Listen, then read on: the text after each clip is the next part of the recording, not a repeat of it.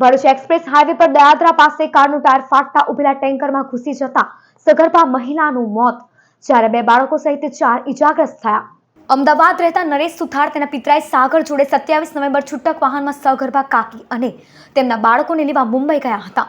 મુંબઈથી કાકા જયંતિભાઈ 34 વર્ષીય કાકી પિંકીબેન જયંતિભાઈ સુથાર તેમના 2 બાળકો 9 વર્ષનું કુલદીપ અને 6 વર્ષની ઇનાયાને વેન્યુ કારમાં મૂકવા આવેલા. 4 વ્હીલ ગાડી આપી કાકા મુંબઈ જ રોકાઈ ગયા હતા, જ્યારે કાર સાગર ડ્રાઈવર કરી અંદર નરેશ કાકી અને તેમના 2 બાળકોને બેસાડી અમદાવાદ રાણીપ આપવા નીકળ્યા હતા.